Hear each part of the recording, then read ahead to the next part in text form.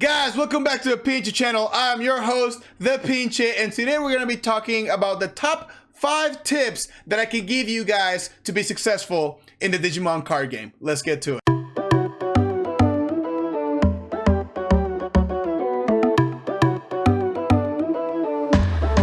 Alright guys, so let me explain. My top 5 list is not in any particular order, and I know people are going to argue that some of them might not be as useful depending on the matchup, but I think that overall they're pretty important top 5 things that you could do to increase your chances of winning in this game. So let's get started here with number 1. Number 1 is going to be what is called memory choking.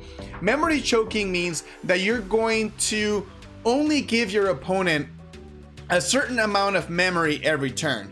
And now again, because people are going to argue in the comment section below, well, PinchE, what if the person has Davis, or what if the person has a card like TK and they automatically go into 3 memory? Well, guess what? You're no longer going to be able to use memory choking as a viable threat against your opponent. So again, even though these tips are supposed to help you win games, there's obviously counter things that you can do to stopping your opponent from doing those top 5 things that I'm going to talk about to you. And so memory choking, very important. You're only going to give your opponent 1 memory, maybe 2 memory every turn until they can take away that tamer and they can actually use their ability to put their memory at 3 every time, which negates the memory choking, of course. But that is going to be my number 1 advice or tip about this card game. The less memory you can give your opponent, the better it's going to be for you in the long run. Tip number 2, guys. Tip number 2 is going to be teching. Now, this one is going to be more of an advanced tip, but basically understanding your deck's weaknesses and teching so that you don't lose to certain matchups is going to be huge. I've seen a lot of people argue that Rookie Rush is annoying. You got a lot of little tiny dudes attacking at your security constantly. What can you do? You have options, such things as cards that negate the ability to create damage to you if they don't have any evolution items underneath the card. There are things like blockers that can block those tiny attacks, and they're not gonna attack with their little guys if you have a blocker, because the blocker is just gonna kill or destroy the attacking card, and so that's not very viable for the Rookie Rush players.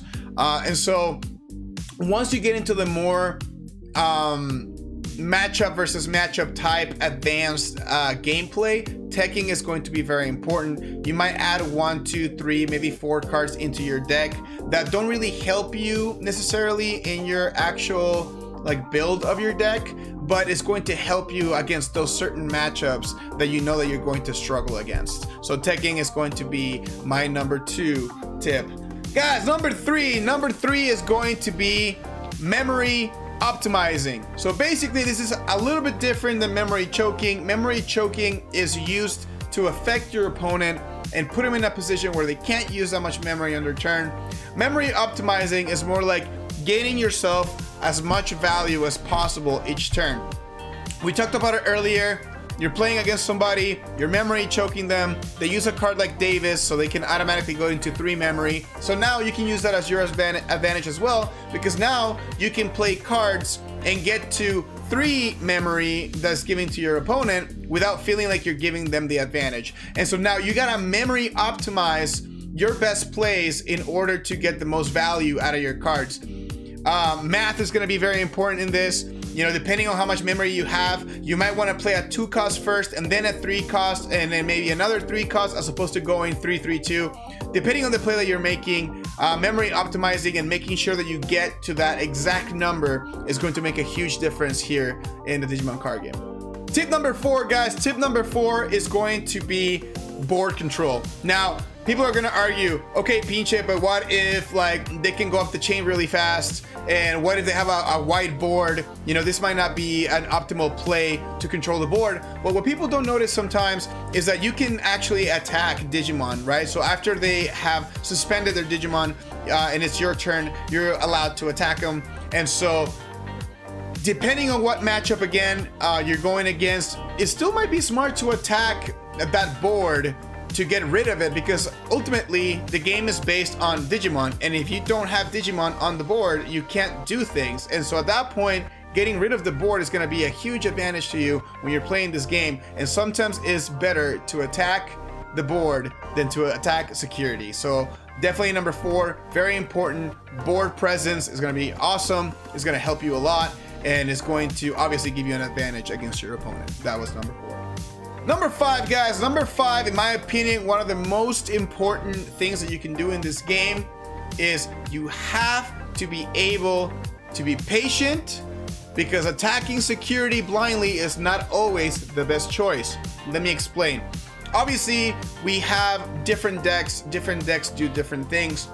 If you're playing Rookie Rush, this might not apply to you because you're pretty much going to attack blindly into security because your Digimon have jamming and they won't die.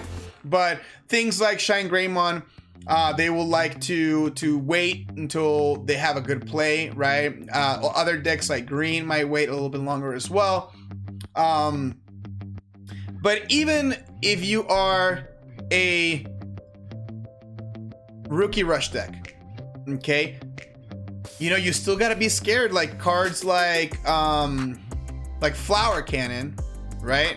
Because Flower Cannon is going to basically suspend the rest of your Digimon, and then now your opponent is going to have a chance to basically rebuttal and attack your board and wipe you out, which is going to take you down a couple turns. So basically what I'm trying to say is attacking blindly against security is not always the best choice. Sometimes playing Tamers or going up in the chain for your Digimon, maybe attacking board, so you can go back to tip number 4, which is board presses, might be the best move. So guys, make sure that you're careful.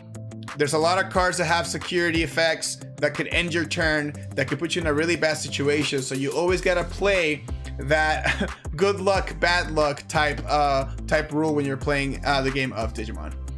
Guys, thank you so much for watching this episode of the top 5 tips or hints that I have for you guys to become better at the Digimon card game. Again, if I forgot something, if you think that I'm not correct in the tips that I had, please make sure that you leave a comment below. I love to listen to my community and get better as well. Obviously, these are not the only 5 things that you can do to become a better player. There's things that are more advanced. I might have forgot something more basic. But again, I am trying to bring more to you guys as a community, bring more videos with how-tos or tips or what I think I like or dislike, to help everybody, right? So I'm not gonna be always right, and this is just my opinion. So hopefully you guys enjoy it, guys, and I'll see you guys in the next one. See ya.